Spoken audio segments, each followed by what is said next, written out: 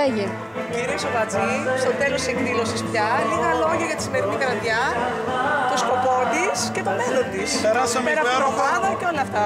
Διότι δύο κυρίες από το Βιωτία Shop με τη λάμψη σας μας δώσατε θάρρος σε μια δύσκολη βραδιά όπου η Μουντή Θήβα φωτίστηκε εδώ στο κέντρο Τζάκη, χωρίς να γεμίσει το κέντρο Τζάκη, αλλά αυτοί οι ηρωικοί φίλοι του συλλόγου που έδωσαν το παρόν τίμησαν την παρουσία του καθηγητή του κυρίου Σπυρόπουλου, του Θεόδωρου, του αξιότιμου καθηγητή αρχαιολογίας που ήρθε από τη μακρινή Πελοπόννησο, τιμήθηκε από το σύλλογό μας των Παλεμάχων, τιμήθηκαν παλέμαχοι ποδοσφαιριστές του Ιωνικού Αστέρα, είχα και εγώ την τιμητική μου.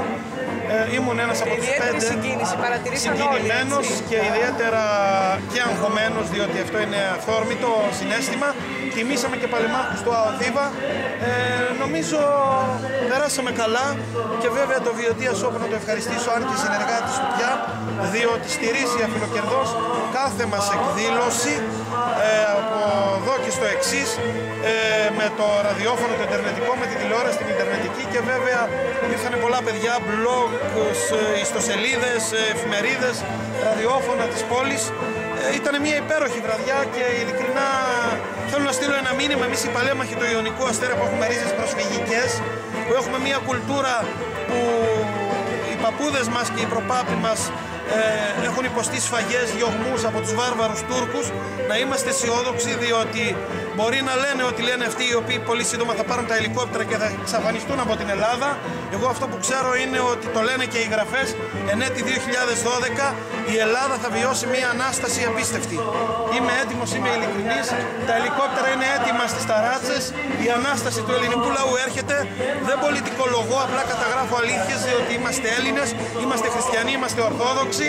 Δεν είμαι υποψήφιος, δεν έχω κάποια σκοπιμότητα στα λεγόμενά μου, αλλά πιστέψτε με, όλα θα πάνε καλά, διότι βλέπω παιδιά τα οποία δεν το βάζουν κάτω. Ναι μεν είναι άνεργοι, ναι μεν δεν έχουν τα προστοζήν, αλλά είναι περήφανοι, και είναι λυπηρό κάποιοι άλλοι οι οποίοι έχουν πλουτίσει, ίσως και παράνομα, αυτή τη στιγμή να κυκλοφορούν μέσα από στοές, από στεάνα και διάφορα άλλα σοκάκια της πόλης και της κάθε πόλης του Πανελληνίου. Γιατί τα είπα όλα αυτά? Διότι το Βιωτία Shop ενημερώνει επί όλων των θεμάτων, πολιτιστικά, κοινωνικά και αντιμνημονιακά, θέλω να πιστεύω, διότι κακά τα ψέματα, αν κάποιος πει ότι δεν είναι αντιμνημονιακός, θα πρέπει να χαρακτηριστεί τρελός. Δυστυχώς και ένας Μητροπολίτης σήμερα μίλησε υπέρ του μνημονίου. Γεια σας, καλό βράδυ.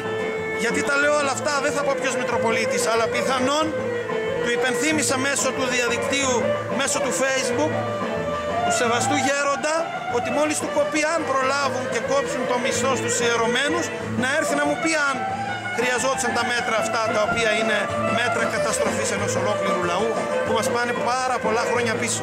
Καλύπτετε πάντα τα πάντα, μα πάντα τα πάντα. Να είστε πάντα έτσι, πάντα αισιόδοξος και να το μεταφέρετε αυτό, το μεταδίδετε. Και έχετε το δικαίωμα να τα κόψετε όλα και να αφήσετε αυτά που πρέπει να ακουστούν. Διότι σήμερα είναι μια ημέρα η οποία 40 τόσα χρόνια μετά, 45 χρόνια μετά, 20 Απριλίου, 21 Απριλίου του 2012 σήμερα, ξέρετε τι βιώνουμε? Μια φυλακή μέσα σε μια δημοκρατία που προσπαθεί να μας βρει διεξόδους. Εύχομαι λοιπόν να βρούμε διεξόδους από μια δημοκρατία όπου οι πολιτικοί έχασαν την ταυτότητά τους, αλλάζουν τα μπουκάμισα, τα κόμματα που γαλουχήθηκαν, πετάνε ιδεολογίες στο καλάθι των αχρήστων, πουλάνε τρέλα για να τσιμπήσουν το μισθό του βουλευτή της επόμενης βουλευτικής θητείας. Δεν θα πω άλλα, διότι έχω πιει ένα υπέροχο κρασί και έχω την εντύπωση ότι θα ξεφύγω. Ευχαριστούμε πολύ. Να είστε καλά, Χριστός Ανέστη, χρόνια πολλά.